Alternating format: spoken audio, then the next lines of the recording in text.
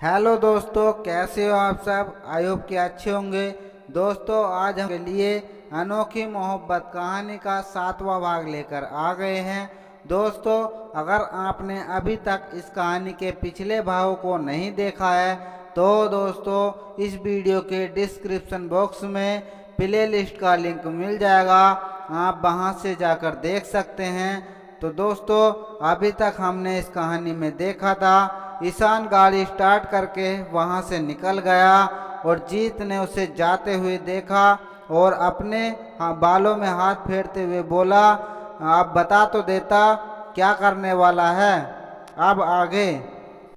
पर अब क्या फायदा, ईशान तो वहां से चला गया मिताली का घर। मिताली अपने फ्लैट में बैठी हुई अपनी मॉम से बात कर रही थी। मॉम, मैं आपको बता नहीं सकती कि मैं कितना खुश हूँ। इस शहर का सबसे मोस्ट हैंडसम लड़का मुझसे शादी करने वाला है। उसकी मॉम दूसरी तरफ से बोली, पर बेटा ईशान साहिल के बारे में जानता है। अगर उसे पता चला कि तुम आज भी उसके कांटेक्ट में हो तो तुम जानती हो कि वो कितना सनकी है कि तुम्हारे साथ कुछ। ओह डोंट वरी मॉम, आप जानती हैं ना कि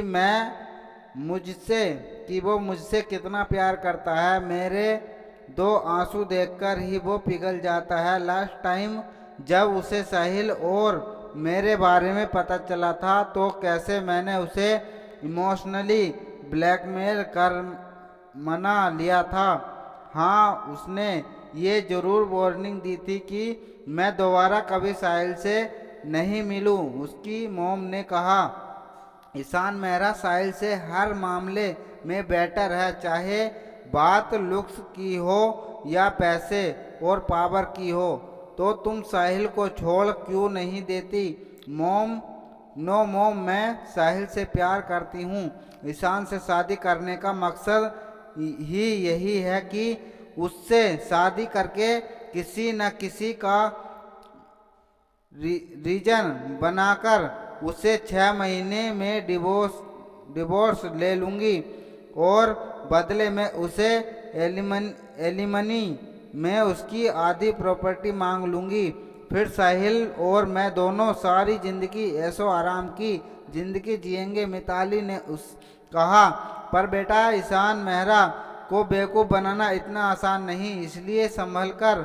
उसकी मॉम ने कहा। मिताली कुछ कहने वाली ही थी कि डोर बेल बजी। मिताली ने अपनी मॉम से कहा, मॉम डोर पर कोई है, मैं आपसे बाद में बात करती हूँ, कहकर उसने फ़ोन डिस्कनेक्ट कर दिया। मिताली इस वक्त एक शॉर्ट नाइटी में थी। उसने जाकर डोर ओपन किया तो सामने ईशान को इस वक्त देखकर कुछ देर के लिए शॉक्ड रह गई, क्योंकि ईशान कभी भी इतनी रात को मिताली के घर नहीं आता था।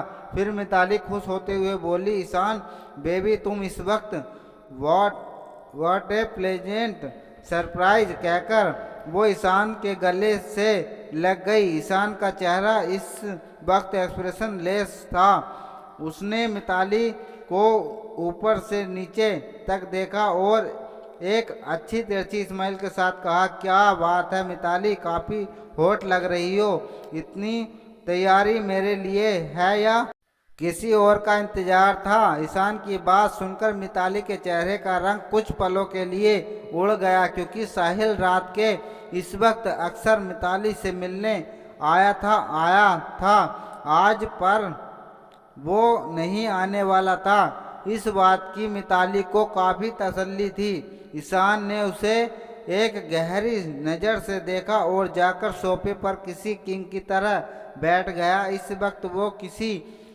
डेविल किंग से कम नहीं लग रहा था, जिसकी आंखों में आज अजीब ही खतरनाक वाले भाव थे। मिताली को भी आज ईशान का बिहेवियर थोड़ा अलग अजीब लग रहा था।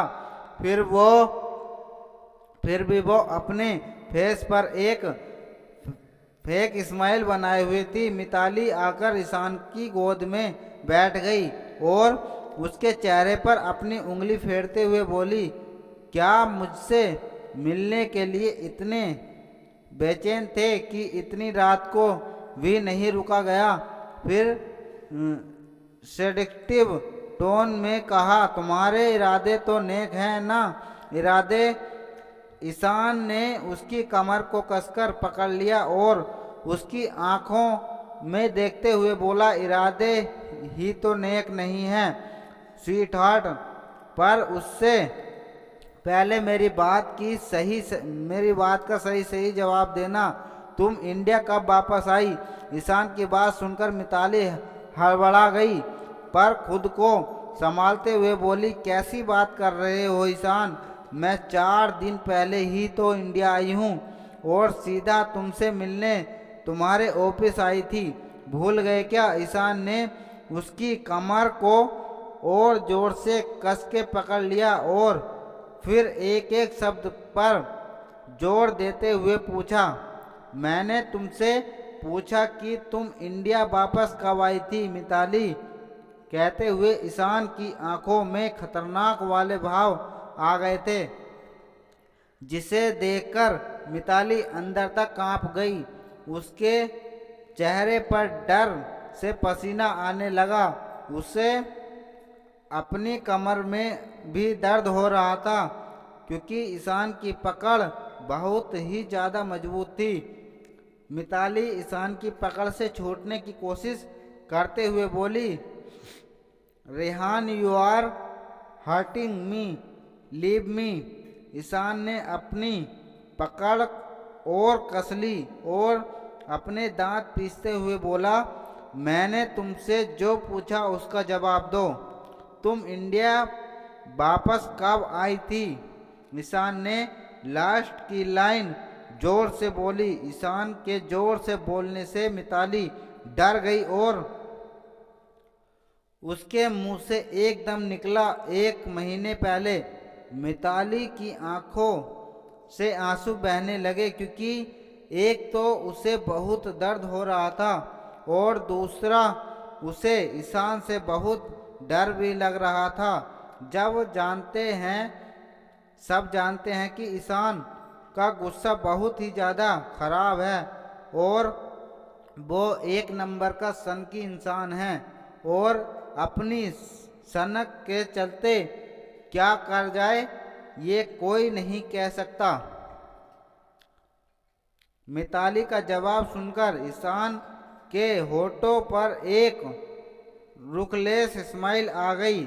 उसने मिताली को फर्श पर धकेल दिया और अपनी जगह से खड़ा हो गया और एक एक कदम मिताली की तरफ बढ़ाते हुए उसने एक सिगरेट सुलगा ली और उसके कस लेते हुए वो मिताली की तरफ बढ़ते हुए बोला, उस रात मेरी ड्रिंक को तुमने ही स्पाइस किया था। तुमने ही स्पाइस किया था ना? मिताली डर से पीछे खिसकते हुए बोली, ये क्या कह रहे हो तुम? मैंने ऐसा कुछ नहीं किया। ईशान पंजों के बल मिताली के पास बैठ गया और अपना एक हाथ अपने घुटनों पर टिकाकर मिताली के मुंह पर धुआं छोड़ते हुए बोला, तुम किसे बेवकूफ़ बनाने की कोशिश कर रही हो मिताली? ईशान मेहरा को मैंने इतना बड़ा बिजनेस एम्पायर ऐसे ही खड़ा नहीं किया है।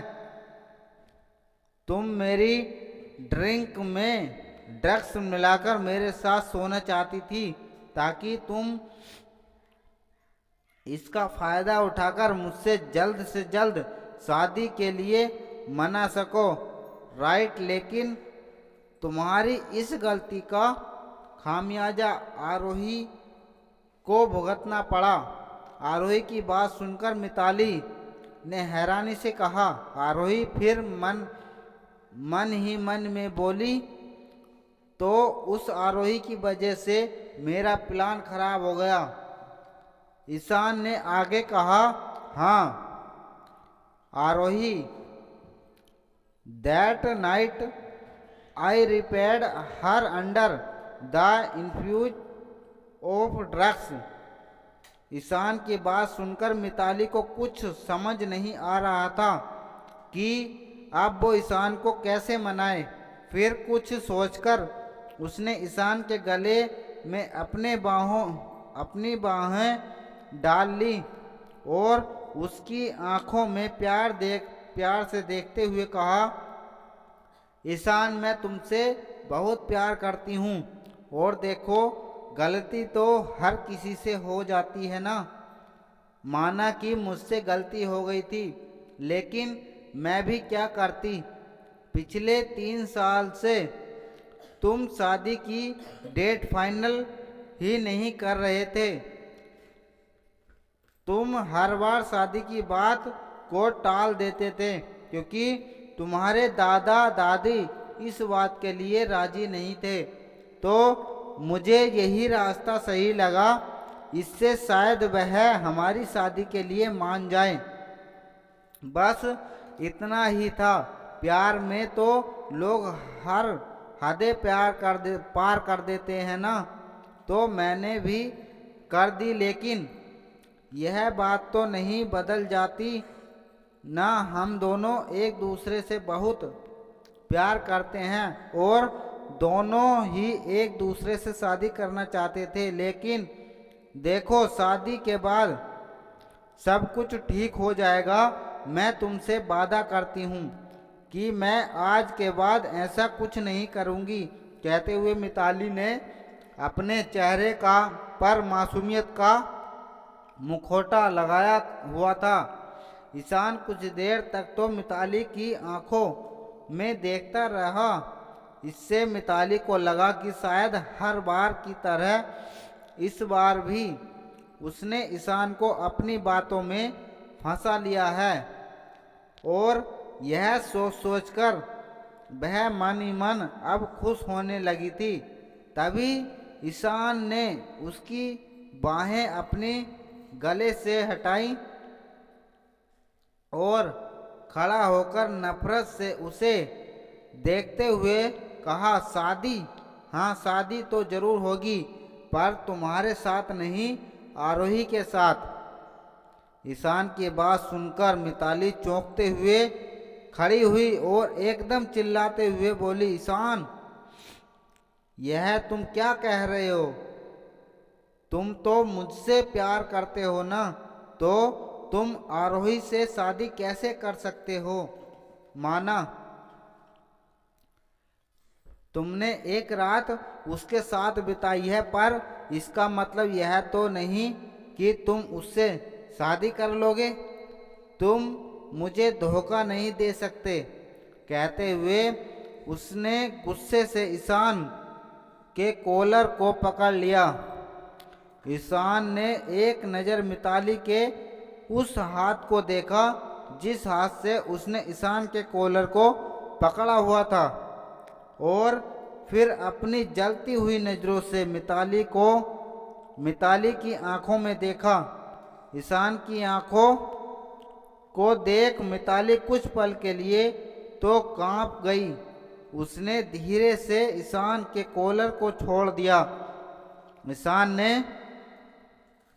अपने दांत पीसते हुए कहा, don't even think of making such a mistake in the future. और धोखे की बात तुम कर रही हो मिताली? जो ना जाने कितनी रातें उससे 2 कौड़ी से साहिल के साथ गुजार चुकी है। ईशान की बात सुनकर मिताली के चेहरे का रंग उड़ गया। तभी ईशान ने कुछ फोटोग्राफ्स मिताली के मुंह पर फेंकते हुए कहा, तुम जैसी घटिया लड़की की शक्ल मैं दोबारा देखना नहीं चाहता। अगर थोड़ी सी भी शर्म बाकी हो तो कभी मेरी नज़रों के सामने मत आना। कहकर ईशान वहां से चला गया। मिताली धम्म से नीचे बैठ गई और उन सभी फोटोग्राफ्स को अपनी नम आंखों से देख रही थी। उसमें वो साहिल की बाहों में थी। उसके सारे सपने चकनाचूर हो गए थे।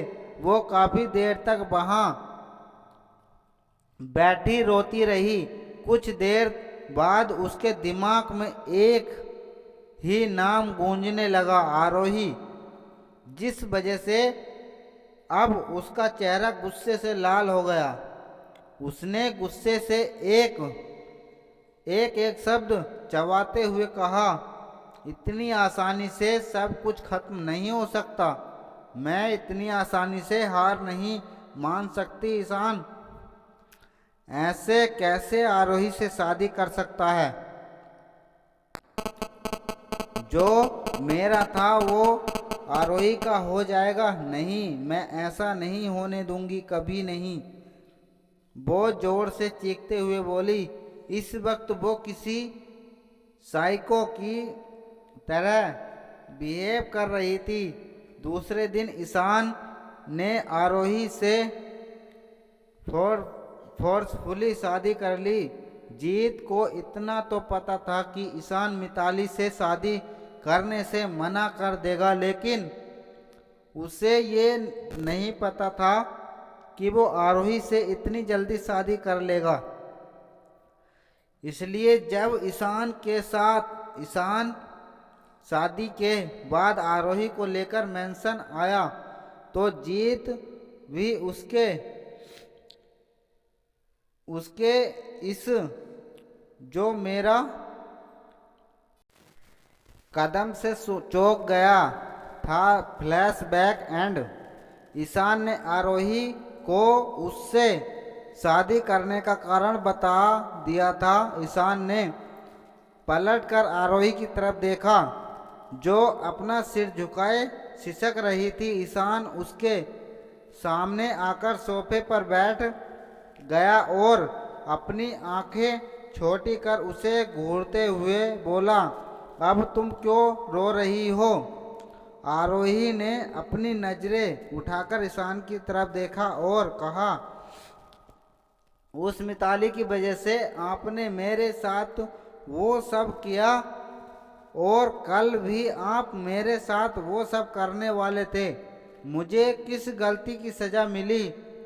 मेरा इस दुनिया में कोई नहीं है ना, इसलिए सभी मेरा फायदा उठाना चाहते हैं। कोई ये नहीं सोचता कि मैं क्या चाहती हूँ। ईशान एक टक आरोही के मासूम चेहरे को देख रहा था, जिस पर उसका दर्द साफ नजर आ रहा था। वो मन ही मन बोला, सही तो कह रही है ये, इसे किसी और के लिए किए की सजा मिली। ईशान अभी सोच ही रहा था कि तभी एक बार फिर उसके कानों में आरोही की आवाज आई, अब आप मुझे डाइवोर्स दे दीजिए, क्योंकि ना तो आप मुझसे प्यार करते हैं ना ही मैं। आरोही की बात सुनकर ईशान का चेहरा एक बार फिर सख्त हो गया। उसने शक्ति के साथ आरोही से कहा, सोचना भी मत कि मैं तुम्हें डिवोर्स दूंगा। ईशान मेहरा की जिंदगी से एक बार जुड़ने के बाद कोई भी उसकी मर्जी के बिना नहीं जा सकता। आरोही ने उसे घूरते हुए देखा और कहा, इसका मतलब आपने मुझे परेशान करने के लिए मुझसे शादी की है? फिर वो अपनी जगह से खड़ी हुई और अपनी उंगली पॉइंट करते हुए बोली, अगर आप ऐसा सोचते हैं तो भूल जाइए, अभी आप आरोही त्रिपाठी को जानते नहीं हैं। मुझे जो ज़्यादा परेशान करता है उसकी ज़िंदगी में मैं परेशानियां का सैलाब ले आती हूँ, इसलिए प्यार से कह रही हूँ कि मुझे डिवोर्स दे दीजिए। ईशान, जो कब से आरोही को घूरकर देख रहा था, वो अपनी जगह से खड़ा हुआ और उसके खड़े होते ही आरोही ने अपने कदम पीछे लेते हुए कहा, तुम वहीं खड़े रहो, और मुझसे दूर से बात करो। कहते हुए आरोही बेड पर चढ़ गई। ईशान उसकी तरफ उसे पकड़ने के लिए बढ़ा तो आरोही दूसरी तरफ उतर गई। अब ईशान ने इरिटेट होते हुए कहा, चुपचाप इधर आओ। अगर मैंने तुम्हें पकड़ लिया ना तो तुम सोच नहीं सकती कि मैं तुम्हारी क्या हालत करूँगा। कहते हुए वो उसे दूसरी तरफ से पकड़ने के लिए आगे बढ़ा। आरोही ने जब ईशान को अपने पास आते हुए देखा तो वो जल्दी से दोबारा बेड पर चढ़ गई और दूसरी तरफ से उतरकर बोली, देखो, अगर तुमने मुझे हाथ भी लगाया ना तो मैं दादी से जाकर सब कुछ बता दूंगी कि तुमने कल मेरे साथ क्या क्या किया था। आरोही की बात सुनकर ईशान ने अपने हाथ बांधते हुए कहा, अच्छा, तुम दादी को सब बता दोगी? वैसे क्या बताओगी? कि मेरे हस्बैंड ने मुझे कहाँ कहाँ किस किया, कहाँ कहाँ छुआ और कहाँ कहाँ वाइट किया। हाँ कहते हुए ईशान के चेहरे पर एक डेविल स्माइल आ गई। ईशान की बात सुनकर आरोही अपने नाखून चबाते हुए सोचने लगी, ये सब दादी को कैसे बता सकती हूँ? मैं इनकी तरह बेशर्म थोड़ा ना हूँ। कुछ सोच आरोही इस शैतान से बचने का तरीका। तभी ईशान ने आरोही का हाथ पकड़कर उसे अपनी तरफ खींचा। आरोही सीधा बेड पर गिर गई और उसी के साथ ईशान भी उसके ऊपर आ गया। आरोही अब बेचारों वाली शक्ल बनाकर ईशान को देख रही थी। वही ईशान के होठों पर एक जीत वाली स्माइल थी। अब बोलो, क्या कह रही थी? ईशान ने उसके हाथों को पकड़कर उसके सिर के पीछे किया और अपने एक हाथ से उसे पकड़ लिया। आरोही खुद को हेल्पलेस फील कर रही थी। उसे समझ नहीं आ रहा था कि वो अब ईशान से कैसे बचेगी। तभी उसे ईशान के सख्त हाथ अपने पेट पर चलते हुए महसूस हुए, जिस वजह से उसकी पूरी बॉडी में सिरहन सी दौड़ गई। आरोही ने जल्दी से अपनी आंखें बंद कर ली।